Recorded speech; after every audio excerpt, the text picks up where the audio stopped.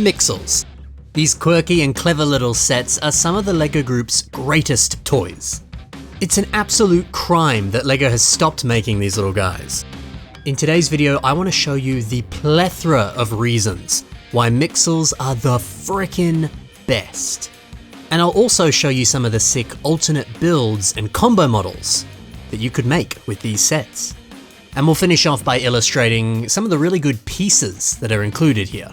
I'm telling you, man, this is peak LEGO. Let's check it out. Everyone always talks about the LEGO Group bringing back Bionicle, or they dream of Exoforce returning in 2026. But mate, the 2014 theme Mixels? That is the theme that needs to return. And why is that? Well, most importantly, the sets were cheap. Back in the day, you could pick up one of these little packets for $5. $5 frickin'! It's unbelievably rare to get a cheap LEGO set like this today. And it's also rare for a cheap set like this to be so well designed, and for you to get such good value for your money. Because each of these sets gives you a small splattering of quite nice pieces. And with it you can build a fun little monster with some nice articulation and a few clever part usages as well. That in itself is excellent value for money. But Mixels also gave you instructions to build all kinds of alternate builds. You could merge two of the characters together to create a brand new monster, or combine all three members of a single tribe to create Max Mixels, the larger, cooler looking combo models. Or you can use all of these pieces to make your own stuff. Good pieces, good prices, good monsters, and so much extra room for you to get creative. That's why these are the frickin' best. But we're getting ahead of ourselves. Let's take a look at each of these characters individually, and then we'll hone in on some of those alternate builds. Cause mate, each character here is awesome. Starting us off is Flan, one of the Infinite Mixels. He's so freaking adorable. Giant head, tiny limbs, heck yeah. Mixels introduced us to some of these printed ball joint pieces. They look a bit like white googly eyes. They are wonderful. So expressive and so perfectly humorous at the same time. Here is Zorch, and dude, he's a perpetually angry little guy, using that handlebar piece right here to give him angry eyebrows. Love it. And then fire coming out of his back like he's some sort of speedy little boy. Zorch is great. And our final Infinite Mixel is Volk, with his snazzy fire fingernails, which are of course posable. The jaw can also open and close. Aren't these just delightful? Look at them together, three very fun explorations of what a fire monster can look like. But let's max these Mixels, turning them all into Infinite Max. I love that various elements of each character are still carried across into this larger form, whether that's the fire fingernails or flames stemming out of the back. The dinosaur-like face is brilliant. It's also a little bit posable. Look at that, man. For $15, you get 3 incredible sets that can turn into this absolute beast. What a dream. What happened to that, man? Up next, Cragster Mixels. These all revolve around some kind of rock motif. Like Cradder, for example. I am obsessed with this head empty, no thoughts facial expression. Dude has one brain cell. It's the best. Flipping him over, you get a nice look at this rocky texture on his back. Simple, but quite elegant. Seismo is next, and bro has some big feet and long legs.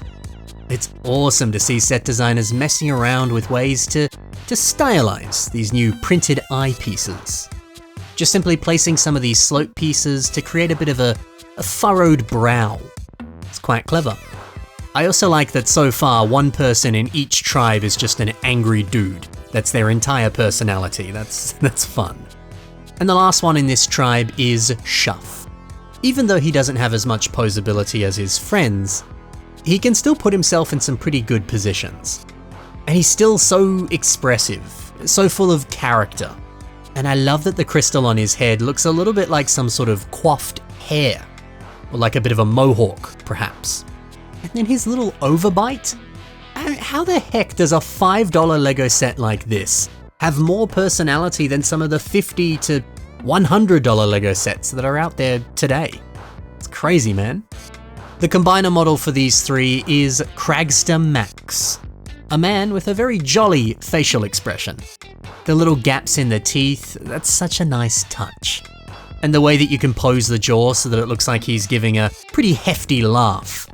That's wonderful. A character with a pretty magnificent range of expressions and movement, and some clever little rock textures as well. This slaps. The final tribe from Series 1 of Mixels is the Electroid Mixels. And our first one is Tesla. I haven't been pointing it out too much, but of course, you definitely would have noticed the Mixel joints. This is where they first appeared, and they frickin' changed the game. Modern Lego sets, old MOCs, modern MOCs, frickin' everything uses Mixel joints today. They're so sturdy, they're so strong, they're so posable. They are the best.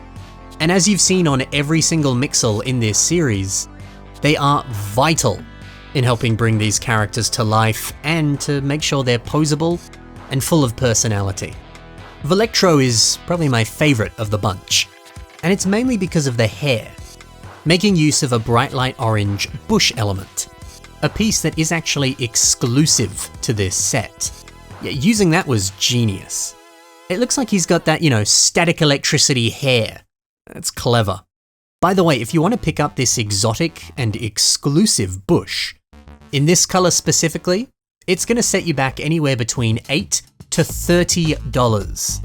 That's in Aussie dollars, of course. In American dollars, that's closer to $5 to $20. Crazy for one piece. And even more crazy because the cost of this piece today, that's how much this set retailed for. The piece can even be worth more than the original price of the set. It's wild. I also like the choice to give him some little studs on his fingers, so it looks like he's got electricity coming out of his fingertips. But it also kind of looks like he's just washed his hands and he can't find a towel to dry them off. It's cute. And our last Mixel is the tallest one, Zaptor. Yay, another goofy looking facial expression. Wonderful. And look at this little guy, perpetually T-posing. So good. Electroid Max is the combiner for these three dudes, and yeah, a little bit more lizard-like. That's nice to see. I love the choice to use the hose element for the tail. The way it droops down, I don't know, just feels quite natural. It looks nice. The toothy grin and these big eyes is great. He looks so giddy and happy. And lightning for eyebrows? These designs are so creative and so expressive.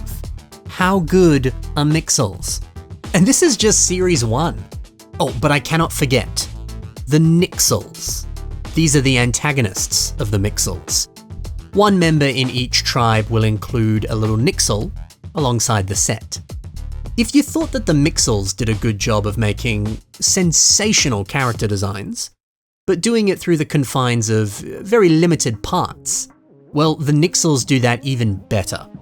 With 8 pieces, you get some wonderfully charming and expressive little characters. And how about these cheeky little face prints? I love it. I love the Nixels, I love the Mixels. And it's not just me that thinks these toys are great.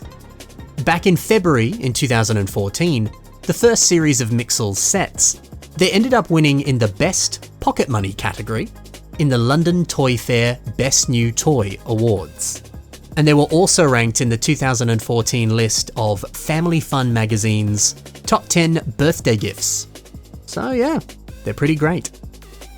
Now, I teased it before. Mixels from different tribes can combine together. There were countless possibilities for merging each and every one. If you took Shuff and you combined him with Zaptor, you would get this amazing dude. The dark bluish grey and the yellow, they work so nicely together. And how about this head design with 3 eyeballs? It's so great that LEGO encourages you to mix and match the pieces from multiple sets to make cool stuff. It's just such a great incentive to get you to do the same thing. Go and make your own custom Mixels. It puts you right in that mindset. And then if you merge Zorch with my man Voltrico, together you get this dude. He kind of looks a little bit like Volectro, but just with some red on him. But I don't know, I don't mind that too much. It's kind of like a powered up version of the character. You know, Mixels would also be so good in the modern era of LEGO. There's so many new pieces that I think would look so good if these sets got a makeover today. Even just some of the different printed 1x1 rounded white tiles. A bunch more of those exist, and just placing them on some of the Mixels, you get so many more facial expressions. The characters were already super expressive back in 2014, but think about how much more personality they could have today. Think about how much more creative this theme could be with modern parts. Come on, LEGO, bring back Mixels. Something else that was also a little bit unique about this theme was that it was made in collaboration with Cartoon Network. The brand had its own TV show. It also had some games and, yeah, of course, the LEGO sets. I never really watched the show or played any of those games, but it's super cool to see that this actually existed. It looks like a lot of fun. So yeah, if you're curious, the Mixels theme lasted for 3 years in total. We saw 9 waves of these sets and plenty of amazing characters. And yeah, in 2016, that's when we saw the end of this magical theme. So that's the sets. Aren't they just the best? But let's round things off by highlighting some of the awesome pieces in these sets. Cause yeah, they make for good toys, but they are just as good if you want to pick them up for pieces. Let's check it out. We begin with the Mixel joints. Here's a frame built by BYC Dolomorph, and this is a prime example of how good these pieces are. If you want a posable, lightweight, and robust structure for your next character build, you need these pieces. All you gotta do is round up your Mixel joints, build a rough frame, and start armoring it up, and you're gonna get the best frickin' character design you've ever seen. These pieces made it so quick and easy to make any character or any creature. You love to see it. We also got these ball joints that look a bit like googly eyes. And you know, these weren't the only eyes that debuted in this theme. But don't they look pretty spiffy on a beholder? This one here by Chuck Nofell uses quite a few of them. If you're a fan of D&D, or you just want to make any kind of monster, get your hands on these ball joints. They're very expressive and very cool. And I'm personally a pretty big fan of these textured wedge pieces. These are the ones that came on Shuff. Brickbuilt has used them for legs on this adorable little rock turtle. This design is great. And the natural texture on these pieces makes it so easy to bring across the rock aesthetic. It's so good. Of course, there's plenty more pieces that come in these sets, but even just some of them, you can see there's so much potential. There you have it, guys. That's why these sets are the best. And that's some reasons why the pieces are also pretty good. I hope you enjoyed taking a look at this legendary and kind of underrated LEGO theme. It's a magical thing to get a cheap set with a great character design and some awesome pieces. We need something like that to return. Thanks for watching, everyone. Happy building, and bye for now.